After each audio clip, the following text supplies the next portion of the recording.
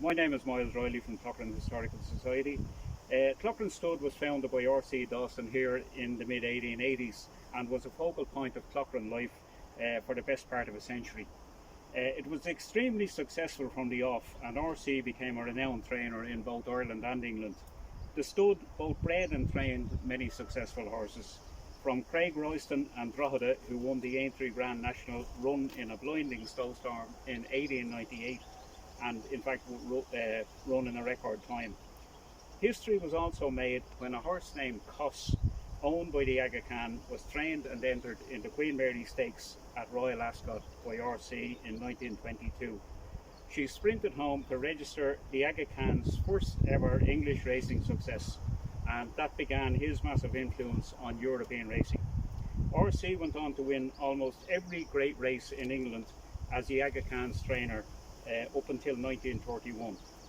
The Stud's list of successes is far too long to mention here, but Blandford here and his progeny Troigo are two of the greats. Both had pubs named in their honour.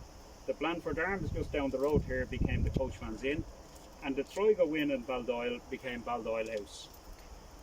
One of our photos shows the fanfare for the homecoming of Troigo in 1929 after he won the English Derby, the St. Leger and the Irish St. Leger, with the band playing and RC on the steps of the house. The house we see here was originally the Glebe House, with Cloghran Church and Graveyard just down the road again.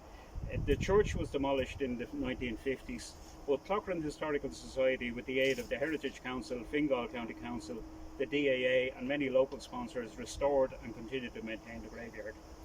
A preservation order applies to this house here, and we do hope that the owners, the DAA, will soon look to restoring it.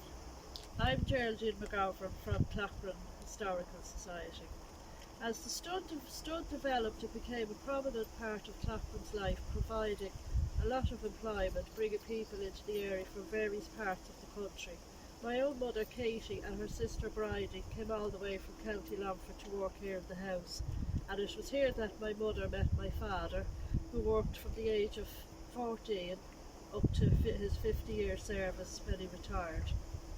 Another lady who worked in the house subsequently became very well known here. Her name was Mrs. Flynn, and she came from County Clare, and she ran the local post office, which is just down the road, for over 30 years.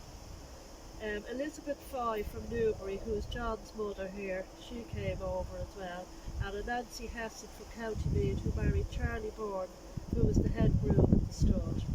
There were certainly exciting times, and especially when they were preparing for the sales in Newmarket, Doncaster and Suffolk, and there was many stories about them travelling on both boat and plane.